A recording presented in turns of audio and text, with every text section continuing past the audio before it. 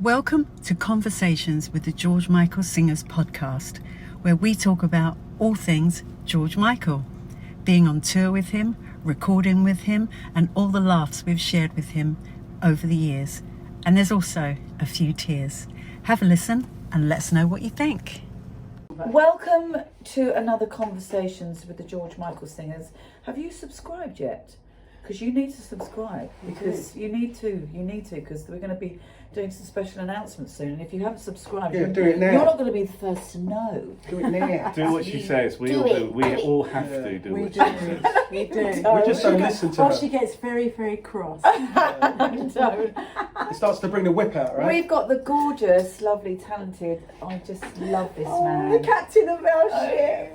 Steve Sidwell. We are the children. We've got Steve Sidwell. I mean, we couldn't do this without you. We absolutely Well, No pressure that's or actually anything, but not we true. actually could- You could do it. There's lots of people that could do what I do, but there's not many people that could do what you guys do.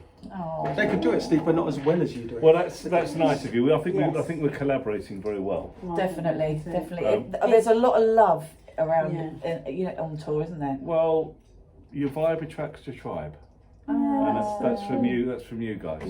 Yeah, you know what? I mean, most So people know that's true. that we did this show before in 2019. Yes. When we were called COVID. Cowboys and Angels. Yeah. I remember The that. energy and didn't feel quite right, which is why we had another shot at it, and now we feel like we've just got like the perfect Chemistry. Yeah, I couldn't crew. come to that show. I remember I wanted to come, but I heard it was great. Yeah, it was. I mean, It I think that was. the fans really, really were desperate for something just to hold on to, because it was a year after George's passing, and I don't know. I think I still wasn't even ready to listen to the music at that point. I don't know. I think for me, doing this now feels so much. It's much the more time, natural, yeah, isn't it? just feels, Timing-wise. the timing wise feels natural, Yeah. and I just feel like it's healing. It just comes from a much more of a loving place. I think that was more. We were still kind of grieving, weren't we, all of us? I think so. And as Shirley said, the energy wasn't quite right with the team that we had, but we've just got the best team now. And Thank you, darling. Well, I mean, there is, like you say, there's been a missing element. You know, I mean, George has passed, was it 9 years? yeah, eight, coming up to 9 years, I think. And you know, there's been obviously various tributes, but from within and within the camp, really, I think we owe it to him and even ourselves, you know, and the fans to keep the legacy alive in the right way, you know, which is, you know, we don't want to use the word tribute, but it's a celebration. It's a celebration, It's a celebration. And it needs celebrating. You know, and I think it's, you know, this is, you know, overdue almost. You know, what we're doing now. Yeah, I do. I agree, and we're loving every minute of it. You know, all the feedback that we're getting from the fans, and not just from the fans, but just all of us. You know, we all feel George's presence. Like we were just talking to Lee last week. You know, we were talking about this Facebook. Have you seen the thing on the Facebook post that a fan put up on Facebook? Oh, it's incredible. In the spot, in the beginning of the show, there's the spot. Oh, no, I did see that. Did Yeah. you see the Someone orb? said, Did you see the orb? yeah. And if you look carefully enough, it actually looks like because I thought it looks like a dove. When it moves, it looks like it's got wings. And we were just all saying that, you know, doing this, we feel like we can feel George's presence. Yeah, well, I believe in the ghosty thing as well. Well, I live in a really old house. Oh. It's 1420, 15th century house, and there's been 2 ghost sightings by very reliable people in my house since I moved in there 4 years ago. I'm definitely not I coming don't know to why. say No, I'm coming to see you. I'm definitely coming. Yeah, my partner's son was staying, and he was sleeping on a sofa, and he went the loos kind of through the kitchen and said there was a lady in a white gown washing up. When your dogs start barking, Steve, He does randomly bark sometimes at things, but he isn't one of the confirmed kind of trusted. right? It's not trusted. But the other one, I had a mate round, and he's a bit wacko. But he was sorry, Mike. But he was sitting there having a drink outside. We got this little area called the Snug, and he was having a drink. He said, I thought you said no one was in. I said, no one is in. He said, well, who's that? I looked like I said, oh, she's gone. Oh no! And I said, yeah, right. I would And be he said, moving out the next hour. And he said she looked like Lee, who was a friend of ours. A dark-haired woman, and he wouldn't have it, to the extent that he marched me over to the house, which is just like we were sitting in the garden. Went in the house and looked around the house. He goes, "Well, you pulled a trick on me," and I promised I hadn't. We needed. So that was our tour manager. We needed. No. So anyway, I don't know how we held out, but yeah. So I'm kind of I kind of believe in that. I'm not scared at all. No, I'm not. I'm not. It's not scary, but I do feel like it's energy, isn't it? And I think that you can't help but feel George's energy when we're on stage, because we are doing it all from a loving place. That energy has to go somewhere.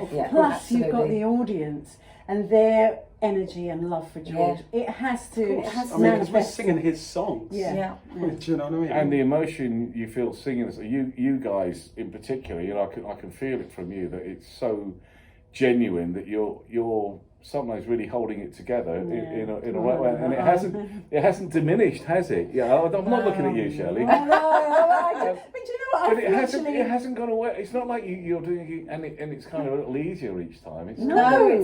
It feels different every time. But I can feel now like the audience are actually looking at me, wanting me to cry. I can just see it. It's like words gone round. Obviously, I'm a crier. Well. Steve, I just for the audience that are watching everything, because I've done it with everybody. What's your background? As in, like, how did you start playing? Well, trumpet. Did you start with a trumpet? I grew up in a musical household. My father was a musician. I reckon I spoke to your dad. I think he sort of thinks he met my dad. Oh. And my dad was in that generation where the instrumentalists were the stars. Really, they grew up in the big band. He was a saxophone player. Played in lots of West End shows. He was an arranger. He did a lot of copying as well, and he played on sessions. Wow. He played on a couple of famous recordings. He played on Diamond Dogs, David Bowie. Wow. And he was the baritone sax player that everyone knows the riff. Get out! Really? Yeah, on Under the Moon of Love. Oh my God! Oh my God, that's insane. That's a massive riff. And we got to play together. Charlie Watts had a big band back in probably 85, 86, and they were looking for a baritone player. My dad played baritone in that big band, and so him and I toured together in America a couple of times. Your dad? Yeah, Roy. Yeah, how so that was great. How cool is that? And my two brothers are professional musicians. That's right. I know your brother. Yeah. Well, one brother I know. Don't Yeah, and my grandmother was a piano teacher, so I'm third generation musician, and I was made to play the piano, which I wish I worked out harder. And then at school I started learning the violin or the violin, as it would be appropriate when I chose to play it. And then I went to secondary school, and they had a very good peripatetic. It's never been an easy word to say. Peripatetic. What is peripatetic. that? Spell it, Steve. It's when a teacher comes. It's like a not a full-time teacher, so someone comes in to specialise. Peripatetic teacher. So if you were a singing teacher, you would go to school. You would be that role was peripatetic. It's a specialised role. Yeah. So we had a very good teacher, and we had a brass band. So I learnt the trumpet. I got quite good quite quick. I had an accident playing football. So that was your first instrument, the trumpet? Yes. Well, no, I played the piano, then the violin, then the trumpet. That's but right. the trumpet was the one I cared about. Okay, all right. Yeah. And I broke my leg, which obviously I did quite recently, but I managed to do it when I hadn't long been playing the trumpet. I was so bored, I couldn't walk for the best part of a year. I broke my leg quite badly. And so I used to practice all the time, and then I won these scholarships because if you practice, you get better. It's funny, that, isn't it? The more you practice, the luckier you get. I love that. So I just used to practice and practice. And oh my God, that's amazing. So you're saying if you didn't break your leg, you wouldn't? Maybe not. Maybe everything happens for a reason. Doesn't it? Yeah, of course. I mean, Steve has worked with some of incredible people. I'm not sure whether anybody knows, but just sort of say some of the stuff that you've done, you score. There's loads of Disney, and just go on. Just go on. Well, I've been lucky to write arrangements. I do a lot of that stuff behind really good people, and I think I arrange bits and program bits and conduct things, and I think it's about my role is about understanding what other people want, because you know, I think I'm good at interpreting your wishes or You are their really wishes. good at it. You know, I think that's, you know, so, I mean, And yeah, you're I've the done most this. calmest, beautiful MD. Well, you're lovely. You're nurturing. Oh, Nurturing. bless you. Really I nurturing. Give us some names, Steve. Names. Well, this He year, where doesn't are we? like What to are we say. in April? So Yeah. so this year, what have I done? So I was on Broadway for 6 weeks, and I'm actually a little nervous because the Drama Desk Awards are announced literally now, this moment, and I wanted to get on and hear and hopefully get a Tony nomination. No, sorry, a Drama Desk nomination, because that's a bit like the Golden Globes, and then the next day the Tony Awards. Well, are announced. you've got awards though. I've got a Grammy, and I have been nominated got a for. Grammy. I've got a Grammy. I was Just claim nominated it. for a Tony. I didn't win, but it would be nice to be nominated. I like the show, which is called Operation Mincemeat, to be nominated more than Yeah, me. I really okay. would, and that's the big one, and that's kind of bigger for me as well than if I won an individual, Yeah. because it means more. But it's very stiff competition. But the Tonys is like the Oscars of Broadway. wow. Yeah, You know, it's a really Broadway, big thing. What did you get your Grammy for? For the cast album of Beautiful, Right. which I produced, which was the show on Broadway, which is the one I got nominated for the I Tony. came to And see that. oh, it's a nice show, I isn't came it? to see that. Yeah. It was it. You got you know, me in. Oh, that's what. Yeah. No, what was Well, the one no, it's about? Bat Out of Hell that you came to see. No, didn't you? I came to Bat Out of Hill. What was the lady that the piano player? Yeah. Oh no, that was Beautiful. Yeah. Beautiful. Yeah. I did. Yeah, you got me in for that as well. Oh, so yeah, I like theatre. I mean, I think Beautiful was a great show because that was about a songwriting process, so there was a really good reason for it. You know, the difference between Brilliant. It was beautiful. show is sort of storytelling with music, and this Bad Out of Hell, this Operation Mincemeat one that I've done is a really clever little work. So I'm really hoping. They started off at a tiny provincial theatre and they worked their way out to Broadway, and they I won. saw a They're gonna come nomination over. though. They won the Olivier. Will they Award come for over this. to Yeah, Olivia. It's on in the UK, Oh, and is it was a it? transfer to Broadway. Ah. But Broadway is like up okay. there when it Yeah. comes to theatre. Yeah, You know, okay. it's kind of, it's almost like comparing West End to theatre. You know, not that there's anything wrong with the West End or British film, but comparing it to Hollywood and the kind of Oh, right, budgets yeah, there. Yeah, of Yeah. course, it's the same thing. You know, it has a. So yeah, so I did that, and then I did Lady Gaga, Coachella. I did all the string arrangements. Claim. Literally just. and I now- mean, you should listen to it. It's I'm incredible. working. It really Actually, her set at Coachella It's was. really incredible. I She's listened to it. amazing. She is. It's She's amazing. phenomenal. And the whole team, there's a guy called Johnny Natural who was her MD, who's also, I know him from working with Ariana Grande, who Yeah. is, they're an absolutely phenomenal bunch of young LA musicians. I mean, off Yeah, the and one of the scale. Americans they are. Yeah. They are the next I level. mean, this kind of, you know, there's a bloom of these really talented guys like Johnny, amazing. And I'm just working on a thing for Abu Dhabi. I'm going out next week to conduct a show with Lang Lang, the classical pianist. You know who Oh. he is? You pronounce it Long Long. No, I've never. If you don't mind, it looks like Lang Lang, but you He, pronounce it. she. He, he's Chinese. I think he's from Shanghai. He's probably the world's foremost concert pianist. Wow. But he does some fairly commercial stuff as well. He did that series, a thing on TV, wasn't it, when they were finding the piano players in the station? Oh, right, yeah, yes, yeah. yes. I never watched that. He's But I know I've quite, heard yeah, he's about a cool. it. I worked with him once Oh, before. He's okay. a cool guy, you know, and ridiculously talented, amazing. So going out there to do that, See And how then- talented. yeah, coming the back doing videos, just- and I'm working on Secret Cinema for the summer. Do you know that I brand, do. Secret I Cinema? do. It's you a get kind when of you go outdoors and they do Yeah, like it's like music and they do music. interactive. Yeah. It's in Oh, South yeah. London, it's not far from you. It's at Battersea, so I have Yeah, to. I'm gonna get a ticket for yeah, that yeah. as well. And you have to dress up. You have to dress up, you know, and come in character. Yeah. Oh my wow. god! Oh, I we're want to go. so, So no, we'll go. cool. We'll go. You can get us a ticket, can you? Well, That's paid, probably, Steve, yeah, well I paid. probably. I don't know. Well, it's never the question I ask. You know, will you do the show yet? Can I get a ticket? Isn't it amazing in our job that how many people that you'd hardly know phone you up for a free ticket? I know. It's brilliant. I know. It's great. It's like, how do you think, you know, like all these people that you see, you know, that Shirley have employed, how do you think they're going to pay them?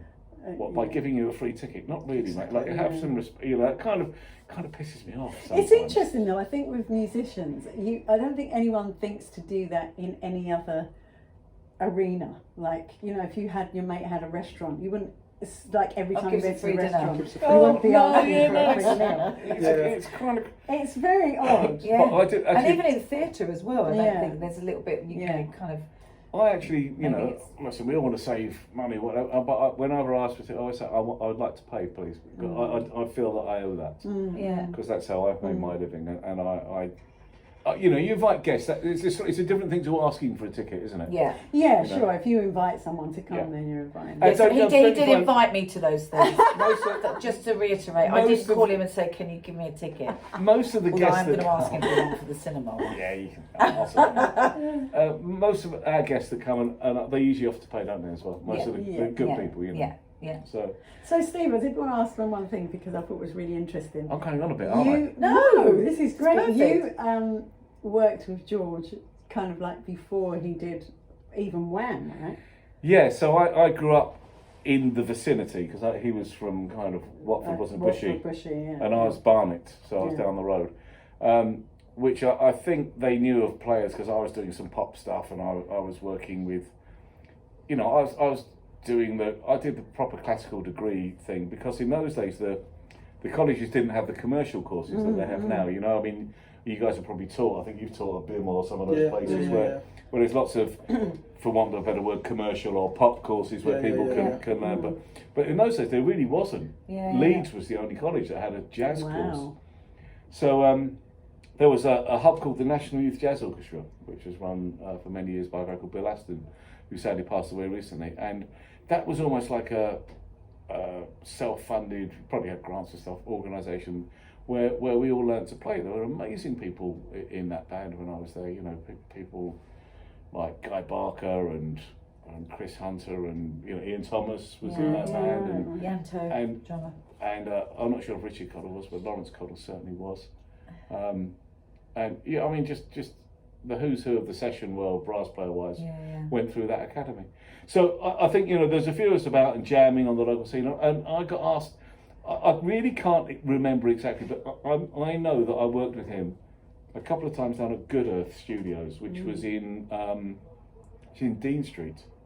It's still there. It became Joe and Co, which was they used to write jingles there. Paul Hart and Joe Campbell owned it, and it's now something else. But Tony Visconti owned it in those days. Okay. The producer, if you remember that Yeah, I name. remember. Kind of opposite the French House, you know, that little pub on No, I Dean don't. Street. No. You'd know it. Would I if you probably? walked past Yeah, it. maybe I would. And he was in. It was him and David Austin. And, Oh, wow. and we. Interesting. I'm pretty sure that was it. And I went down there and he was kind of obviously quite excitable, but really, I remember at the time he was really nice and he had all the ideas, which was really unusual. You know, I used to go in the studio with young guys like that maybe getting a break and I'm not sure what happened. I mean, maybe George's father even financed it. I don't know. They weren't like madly rich, but they probably could afford to help him out to do a couple of Demos recordings and and stuff, demos yeah. in those days, and it was probably that kind of situation. But I thought, okay, this guy's got all his own ideas, because even then I was asked for the ideas, and he had his ideas, and that always continued. I mean, we'd always try and contribute. I remember sitting in the studio with him, pretty much in his first days as a solo artist, for want of a better.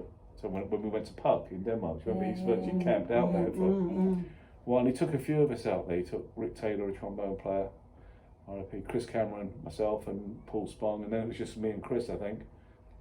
I think Yanto might have come out, and Chris Porter was there, and we just used to sort of live in this house. Wow. It's kind of, I'm not even sure it's still there. It was I think I heard it burned down, then it was rebuilt, but it was this mad studio in the middle of a load of wheat fields and. That's how music used to be made. Yeah. We used to hang out and just We and did, spend time in the just studio. hang out, These kids yeah. now, they I come was in, gonna they say that, it's not the same now. record, they come in with their bottles of Evian and record 3 tracks in one everything's session. on a laptop We used to now, come in isn't with it? bottles of vodka and we'd stay for about a week, and it would be like a big family creative process. So wasn't it? That's people how work we at used Just home, get you know? drunk and not remember what we did in the morning. I swear I did a session with can you Oh, no, name you names? didn't drink, Yes, you did can course I name did. names. I remember, Of course you was can it name Daniel Bedingfield? Yeah. Yeah. Really talented guy. Yeah, you know, he is. and I remember I'm trying to remember what the arrangement was for. I think it was an orchestra, and it was we did it at Air, and he wanted to come down, and he was very excited, and he was quite nervous about handing over any control, and I went to his house, and he was down. I think he lived down in Croydon, that sort of area, and I remember going. The point is that he started singing with the orchestra. So can I sing? And there was a booth at Air Studios, and case in point about people not going out, and he was struggling, and he said, "Do you mind if I strip down to my underwear?" And he stripped down to his underwear because he said that's how he sings at home. He just sings in his pants, and he wasn't comfortable singing without. So he's standing in the booth in his pants. Yeah. I love Whatever that. Music industry. Well, he was comfortable, so that's what matters. You know? I mean, that's part of my job, is making sure the person there is comfortable. Have you got any funny? It's when you stripped off the other week in the studio. Tell us, It's what you do this. Steve. Yeah. Sorry. Is there any like stories that you can remember being on tour with George, or anything that stands out? Any like memories of that? What was poignant to you, or Any funny things? funny or sad or emotional? I don't know. Is there anything that stands out that you? I joined the Wham fault. He asked me to join it in the very first place, and a bit like you, maybe big mistake. I said no. I was just getting busy doing quite a lot of sessions in London, enjoying it, and I'd done a little bit of road stuff, Haircut 100 mostly, if you remember that. Quite early on, that was a couple of years, and I was getting my foot sort of in the door with the session scene, which was kind of much bigger than it is now then, and I was enjoying that, and it came out I couldn't do both, and Paul Spong did it with another trumpet player, and Paul and I are great friends, and then there was a trumpet playing meltdown of some kind, which is well documented, and I went out and joined the tour and did the rest, the big American stadium tour. And I think by that stage, I don't think... Which tour was that? The Is that Wham? Yes, Okay. the stadium tour. Did it have a name? It probably I don't did. know what that tour was. I can't remember what it's called. Make It Big. They'll or something. know. Make It Big, yeah. Oh, Make It okay. Big. Yeah. And yes, I did the stadium tour, which was incredible. But I think by that time we weren't seeing a lot of George like to hang out with. I think he was quite. He was very studious, wasn't he? He'd kind of go off with his, then Walkman on, and he was, and working hard. And he didn't hang out with us as much then as, like, for instance, when I was in Denmark, when we played table tennis every night and stuff. On the tour, there's probably a lot of pressure on him, but it's never unpleasant. But he kept himself. It's quite private. Yeah, and I think he was very healthy as well, and we probably weren't being quite so healthy. We were probably like on tour, finishing, well, hey, let's have a couple of drinks and a bit of a party. But I do remember the one time he didn't make himself popular with pretty much the whole band. Oh wow. What was that? Come on. Oh yeah, it is. Spill the beans. It was I think my 26th of June 1986. How can you remember the actual Because day? Because what happened was we were rehearsing for the final at Brixton Academy, and we were due. I think it was possibly the last day of rehearsals, and we did a run through in the afternoon, which was supposed to be our last run, and he wasn't happy with it, as was his way, and he's absolutely right. He said, "No, we've got to run it again." And he said, "Let's run it tonight, at 7 o'clock." And there was this kind of horrible silence in the whole place. And he looked around and said, "Well, what? And someone said, "George, it's England versus Argentina. World Cup. Was it quarter-final or semi-final? I can't remember." And he went, "Sorry," and sort of walked off. That was it, and everyone was like, What? Serious? And of course, he liked his football as well. and of course, that was he was so focused on getting right, and he had every right to, that he was, it's his job, it was important, he was paying us, looking after us. He's a perfectionist. But of course, we were all a bit upset, and of course, probably, we lost the game, but one of the most famous games in the history of football. The Hand of God. That was the night. Yeah, exactly. I remember we all, we had a break and we all rushed into the security office. There was about 20 people in there. We go, "What happened?" He said, "He scored with his hand. He punched the ball in." So everyone was apoplectic with rage, and it was a big night. But anyway, but I do remember that, which was fair enough, because he's a massive football. Yeah, just want to say though, What? when we did that show at Brixton Academy, George came out and slid from one side of the stage to the other on his butt because he had new cowboy boots on. That wasn't anything to do with you lot, was it? I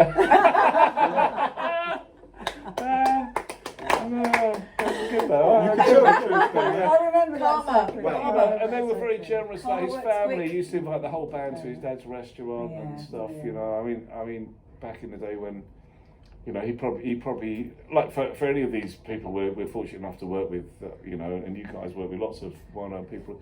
You know, their lives aren't as easy as ours insofar as they can't jump on a bus or walk in a pub or a restaurant. Everything has to be a little bit more planned, carefully worked out. You know, and you know, 90%, 99% of the time people have good wishes, but there's always one, isn't there? You know, so. Can I ask you just to wrap up? Are we? What can you pick one of your 1 or 2 or 3 at a push favourite George Michael songs? I've asked everybody this. It's really hard. It is hard. You see, I don't want to be me, but I always loved Older, which I think we should do on the next. Great song. Did you play on this? Yeah, that's me playing the trumpet solo. And it was actually so good on that album. It's actually kind of. I'll just tell a last quick story. But when I played that trumpet solo, again, it was him. It was his idea, and and there's little inflections. So when you play an instrument or sing like that, it's quite. So when I got to the end and it was all done, he said, "It's great." He said, "Can you double track it?" And you know that means like doing another again, exactly. But when you've done those bends and everything, it's to match that is virtually. And I said, "Well, it'll take a long. I can do it." He said, "That's great." He said, "I've got to go somewhere. You stay and do it." And he had to go in the nicest way, you know. He said, "Just take your time, get up." So it took a long time, but it's quite an unusual sound. It's double tracked, and it's panned either side. But that's a thing that's when I tell a story in the show about Patrice Rushen. She used to do a lot of double tracking, and that was why we were talking when I first met George. Me and George were talking about Patrice Rushen for so long about that's the whole why sound. he wanted that sound, you know. There's a couple of artists I work for that used to want to do that. I used to do that a lot on my writing. I love. It's always the usual with sections and things, but for like a solo with inflections, it's usually lead vocal. I mean, they mainly use it. It's Billie Eilish does it a lot. She does it a lot. Yeah. But like I said, when there's a lot of movement and stuff, it's quite. It's hard. It's difficult. And I remember exactly where I was. For some reason, it's never left me that I was kind of. Is it nervous? I wanted him to like it, you know. I hoped it was all right. And I remember my phone going. I was in Cavendish Square, Pine Oxford. I just remember it really clearly. And I was walking, and my phone was fairly early days of cell phones even then. I looked at, and it was. Hello? Do it one of those ones? Yeah, I had to get the pulley out. Like Tom John. And it was Psalm Studios, you know. I thought, I was here when he went, you know, just remember, he said, "Hi Steve." I said, "Hi George." You know, he said, "It's great."